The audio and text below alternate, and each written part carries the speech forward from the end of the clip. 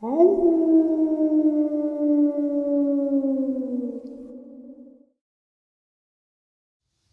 and salutations, everyone. I hope everyone is doing well still, and welcome to today's bonus upload. Before we jump into it, a couple quick links. As many of you know, I rely on Patreon, PayPal, channel membership, and the merch to help the channel to continue to grow and go. Links to Patreon, PayPal, and channel membership is in the description below. Merch displayed directly under the video.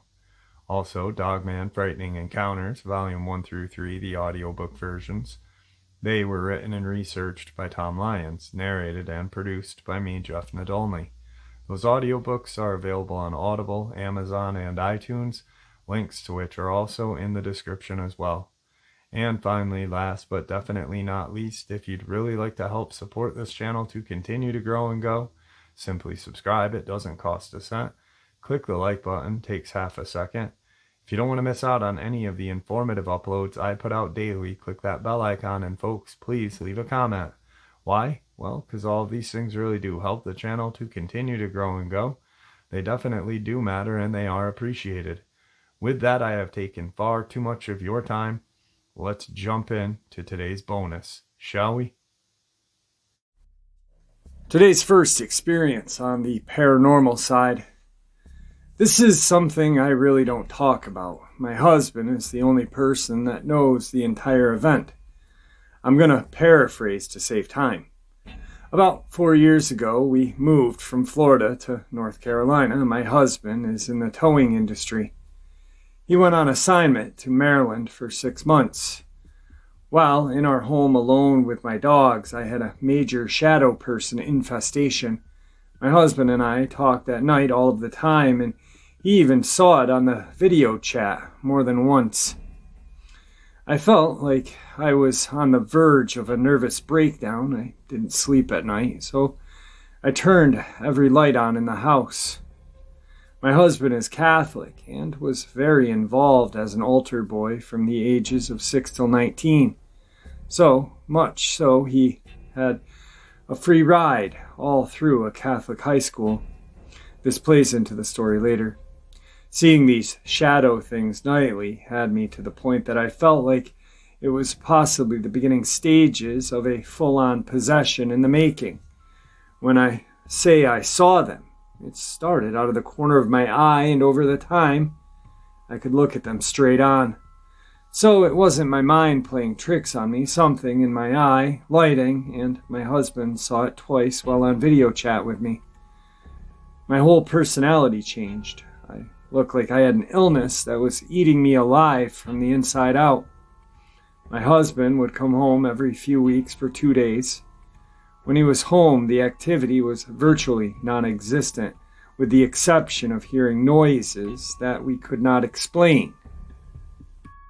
He wrote those off as noises from the woods near our home, but when he was gone, I would call him on the brink of panic.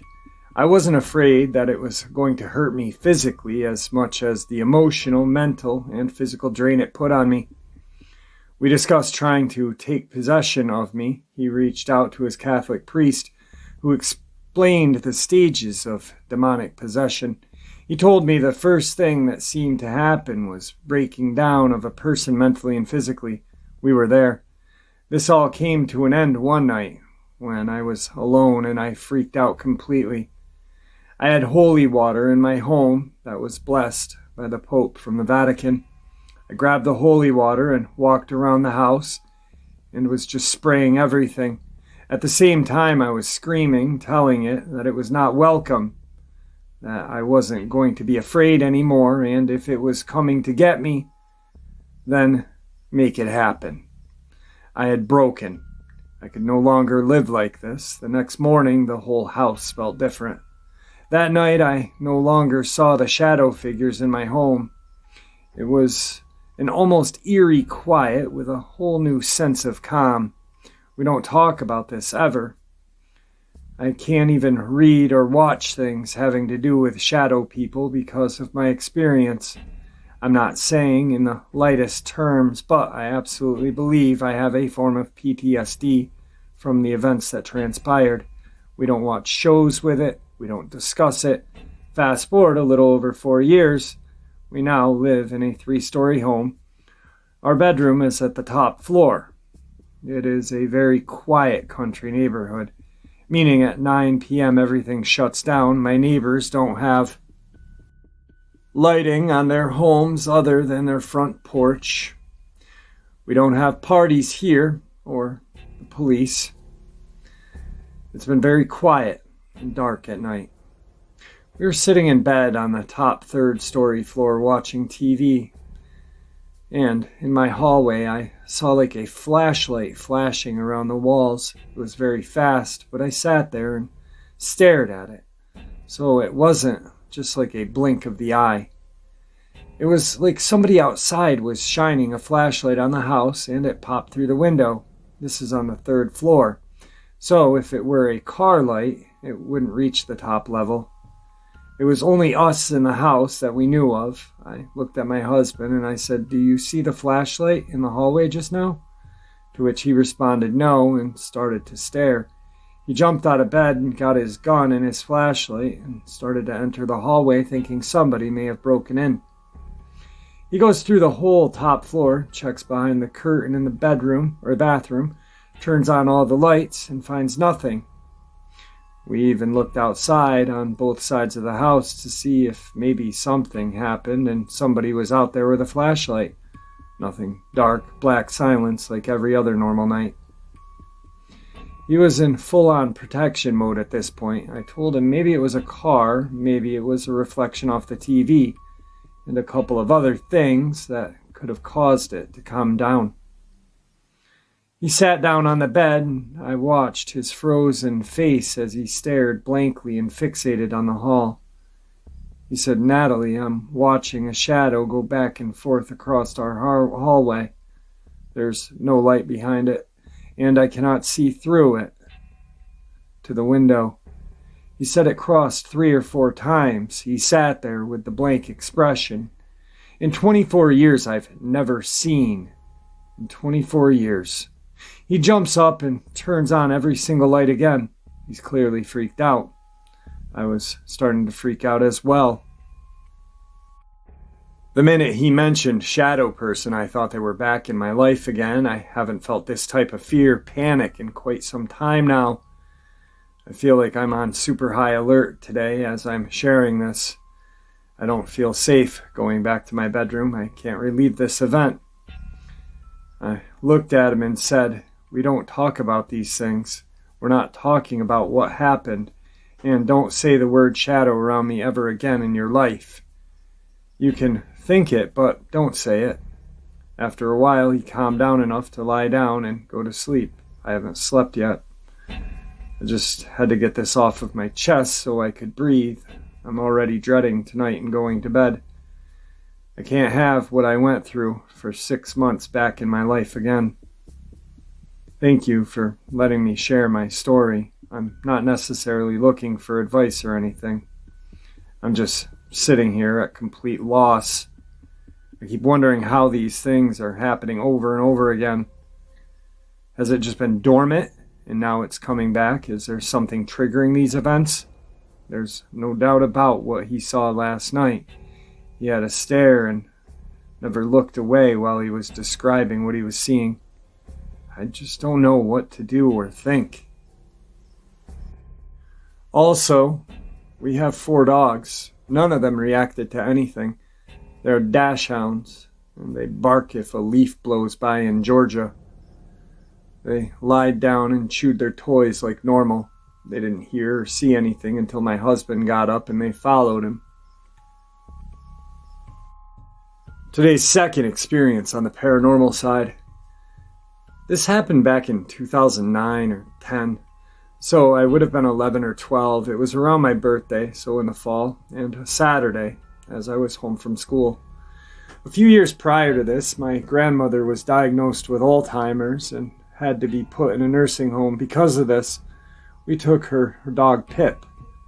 She was an older terrier that my grandma had rescued years ago.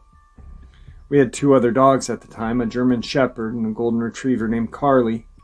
The day this happened, I was inside my house reading in the living room. My dad and brother were home while my mom was at work. Unbeknownst to us, both Carly and Pip had escaped the yard and were wandering in the road. I remember sitting inside when suddenly I heard my brother yell, "Pip!" from outside. I was confused as to what was going on, so I went outside to see why my brother was shouting. I went out the side door, but I couldn't see my brother in the parking area. I thought maybe he was in the driveway, so I stepped to the middle of the parking area and looked down towards the road, which was blocked from view of the door by the lines of trees.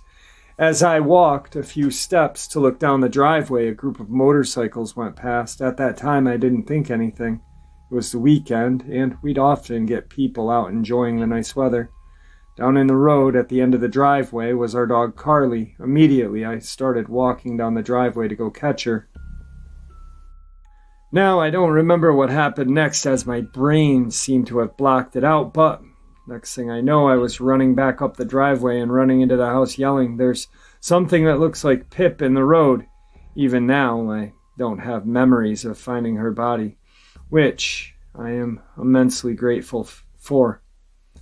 My dad came running out and down the driveway, with my fears were confirmed. A short time later, the motorcyclist returned. He was devastated about what had happened. He said that he was going past and he had seen our big dog Carly, who he swerved to avoid, but hadn't seen Pip in the time. The rest of the day was a blur. My mom came home from work, was inconsolable about what happened to her mom's dog. It wasn't until later, as I was processing what had happened, that I realized something was off. It was my brother's voice I heard yelling Pip's name from outside. If I hadn't heard him, I never would have gone out in the first place. But when I went looking for him, he wasn't there. I was too distracted by everything that happened afterward to really consider where my brother had gone. I think it was the next day that I had asked him where he had been shortly after Pip was hit. He told me that he had been in his room watching television. Even now, years later, he still confirms that he never was outside, and that he had been watching television when it all went down. He even remembers what was on TV. I have no idea who it was that yelled Pip's name that day. My mom was at work, and both my dad and brother were inside. I'm certain that it was my brother's voice that I had heard, and it just seems too big of a coincidence that I was called outside moments before her death. This is the only time I've had something happen to me that I cannot explain, and it still makes me question things to this day. Today's third experience on the paranormal side. My mom and I went on a trip last week, and I'm still thinking about what had happened. We were walking down one of the streets in the city when I saw a small store that I felt I just had to go into. There was a sign on the front that said, "Home of Judith, the Haunted Doll," in a really small font on the window. And I was like, laughing my butt off, dope. I dragged my bewildered mom into the store, which was full of kids' stuff and weird collectibles. I started making small talk with the owner, and she said she had gotten good vibes from me and my mom. She explained that the room in the back was filled with dolls that held spirits. And she said she could hear them, and they had bridged the gap between the spirit world and the physical world. Me versus spiritual mom, and I said, "Yes, please show us." She opened the door, and it was a room of dolls with green lights coming from the ceiling. She asked me if I knew which one was Judith, and I instinctively pointed to the one in the Gone with the Wind crib. She said, "You can tell what's different about her." Something in me just said her hair, and was right. Judith's hair came from a deceased child, and my mom and I just made a WTF eye contact. Then the woman explained her connections with the dolls, and let us listen to EVPs captured from a ghost hunting dude. I forgot his name. It was legit stuff. Then she mentions to the devices on her altar at the front of the room. She explained what they did, measured electromagnetic energy, and demonstrated that they only started beeping when something was directly on it. She called to the spirits of the dolls and of St. Michael, asking him to keep us in love and light, and said that the spirits were here. She asked them to make the toys go off, and they did. They really did. And when she asked the dolls to, but what really sold it was when she used the twist flashlight. If you've ever seen BuzzFeed Unsolved, it's the same thing Ryan and Shane do at the Sally house. Then she grabs my hand. On it was my ring, which I wear everywhere, and it's very important to me. She said, "Oh, Garnet, it's gorgeous." It belonged to somebody who loved. No? She's in the spirit world, isn't she? It was a ring that my dead grandmother owned. This is what followed. The woman turns to my mother. "I'm sorry for your loss. My mom." "How are you sure it was my mother's?" Woman. "How? I felt it, of course." Looks at me. "Would you like to ask a question?" We said, "Of course," and she propped a flashlight up and called my grandmother from the spirit world and asked her to turn the flashlight on in 3 seconds, and that she would count. It immediately turned on. She said, "Okay, you can turn it off now. 1, 2, it turned off again. Very on point for my yaya. I could just picture her saying, "Stop counting off. I'm not a child." My mom stepped forward and asked questions and said things she wanted her to know. I did the same. The woman gave us a message using actual initials and countries, like very specific. After we said goodbye, the woman hugged us and said she felt a bond and wanted to see us again. Today's fourth experience on the paranormal side. So I'll start with the event that happened in the last year that started this chain of strange occurrences. I've been telling the details and stories to my friends, some who believe me, some who don't, and some who didn't believe me until I showed them videos and proof of the events.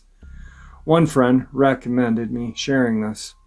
So I woke up at 10 in the morning in my New York apartment. I pick up my phone, open it, do the usual, check the messages, emails, Instagram, and I see I have a missed call from my best friend from home I haven't talked to in a while. I decide to get up, make some coffee while I call him back. So I exit my room directly. I'm out in the hallway that leads to my living room. My rented apartment is a railroad apartment. Those who live in Astoria and Queens may be familiar with its layout. For others who are not, it basically means the rooms are laid out like carriages would be on a train, one room after in a straight line. My room is at the front of the building. The next bedroom is occupied by my roommates. The room after that is a tiny box room, then the living room, and lastly the kitchen, which is at the back of the apartment adjacent to the bathroom. I'm in the kitchen brewing some coffee. I look at my phone and realize it's nearly dead, so I go back to my bedroom and get my charger. I open the living room door and walk down the hallway. Now, as I'm approaching the door, I can hear murmurs of people chatting. I'm not sure where it's coming from, but it strangely sounds like my room. The apartment next door to us is vacant and used for storage and clutter by the landlord. The voices are very monotone, not whispers, but not loud enough to make anything out clearly. I walk closer to the door, and as soon as I reach, the murmurs stop. I think that's weird, but I'm not thinking there's anyone in my room. That's the last thing on my mind. It's like 10:20 in the morning, and I had just left it. I open the door, walk over to my bed, and crawl across to where my charger is connected to an extension lead on my bed. I notice the room feels static-like when a TV is turned on with no sound, so much so that I turn and check if I accidentally had put a knee or my hand on the remote and switched it, but it was off. So this is the part, and I'll try to explain as best as I can. I look at my phone because I know it's low, and I don't want it switching off. I plug it in and sit against the headboard. I switch on my phone. I'm looking at the screen, resting my haunches on my legs. Out of the corner of my eye, I can see something dark in the corner of my room. between the open door and the wall. I'm in instant fear. I'm frozen. I know there's 100% chance someone in my room. I don't want to move my head, so I realize I know it's there. I can feel it. I can't make it out, but it's dark. Its hands are pressed against the wall. I can't see its face, but I can feel it staring at me. I start to think, to hope, that my eyes are playing tricks, but the dead silence, I hear its body brush against the wall. I close my eyes and hope it disappears. That I'll never tell anyone if it does. That we have a telepathic connection and an understanding, but when I open them, it's still there. This is the closest I've had to sleep paralysis while being wide awake. I want to scream out to my roommate to help me. I'm frozen in fear. I try to convince myself I can scream. Help pops in my head, the word help. I don't know why, but I think I can scream that word. I stop thinking and I scream, help! As soon as my mouth opens, the figure bolts around and out the door at what I can only describe as cat speed. I can hear the footsteps stop. It hasn't gone down the stairs yet. It's still in the hallway. I call my roommate's name. I can hear him get up and I feel relieved.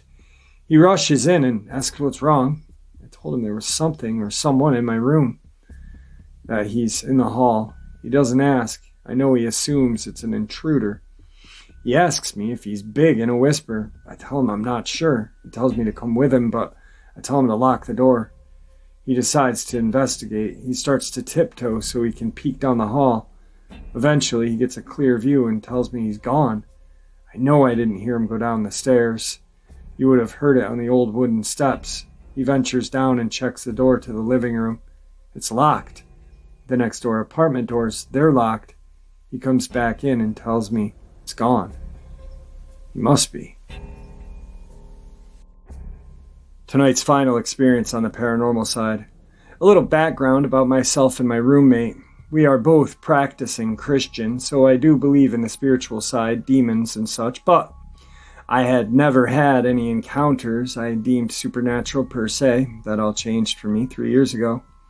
We were living in a small apartment at the time where me and my roommate, let's call him Joe for now, lived at the time. His girlfriend had just gotten back from a mission trip to Haiti and brought home a gift for him.